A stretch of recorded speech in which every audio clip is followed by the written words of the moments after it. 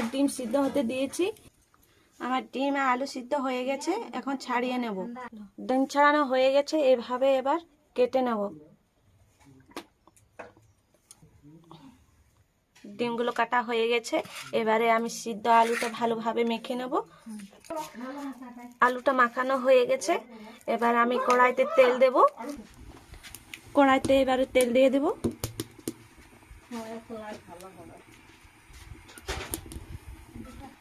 কড়াইতে পেঁয়াজ দিয়ে দেব।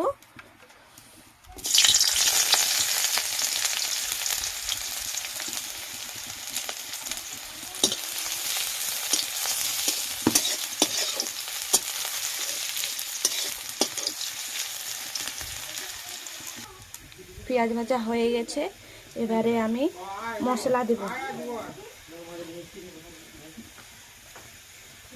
আদা বাটা,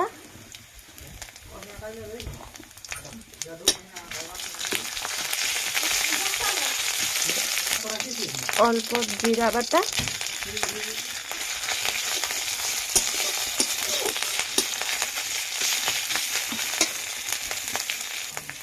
অল্প রসুন, অল্প লঙ্কা বাটা,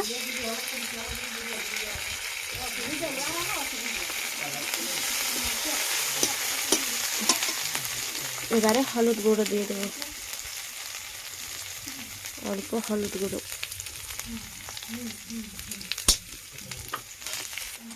এবারে মেখে রাখা আলুটা আমি দিয়ে দেবো কড়াইতে।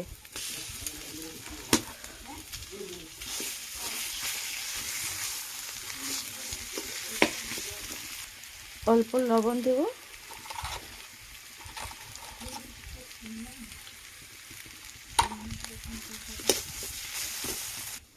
ডিমের চপে মশলা আলু সব মাখানো হয়ে গেছে, ভালোভাবে ভাজানো হয়ে গেছে। এবারে আমি নামিয়ে নেব, কষা হয়ে গেছে। এটা আলু কষা রেডি হয়ে গেছে, এবারে আমি বেসনটা গুলে নেব, ভালোভাবে মেখে নেব। এটাতে হালকা অল্প লবণ দেব, অল্প লবণ, হালকা খাওয়া সোডা দিয়ে দেব। বেসনটা মাখানো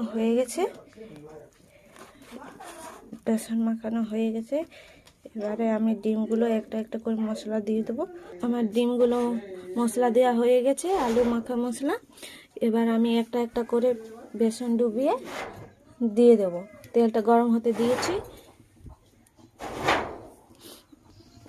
তেল গরম হয়ে গেছে, এবার আমি একটা একটা করে দিয়ে দেব।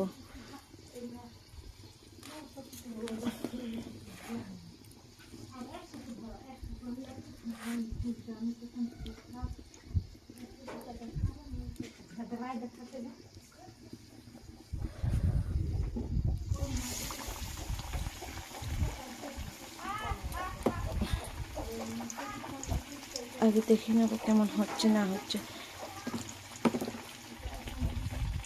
তো এইভাবে হচ্ছে ডিমের চপটা। আমার ডিমের চপ এটা হয়ে গেছে, সবগুলো এইভাবে দিয়ে দেবো। এটা তুলে নেব, এইগুলো দিয়ে দেবো, আবার দেবো।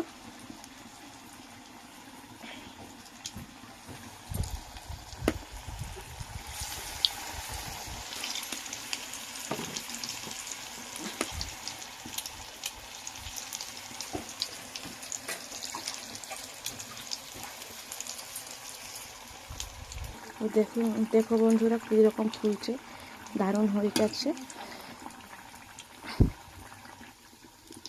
সবগুলো কীভাবে ফুলছে, সব একে একে ফুলে যাচ্ছে সবগুলো। এবার এগুলো তুলে নেবো, হয়ে গেছে। ডিমের চপ রেডি হয়ে গেছে, কি সুন্দর ফুলেছে। চাইলে তোমরা এভাবে করে নিতে পারো। ডিমের চপ বানিয়েছে, খেয়ে দেখছি কেমন টেস্ট। খুব ভালো টেস্ট, দারুণ হয়েছে। এরকম আপনারা বানাবেন, খেতে খুব টেস্ট।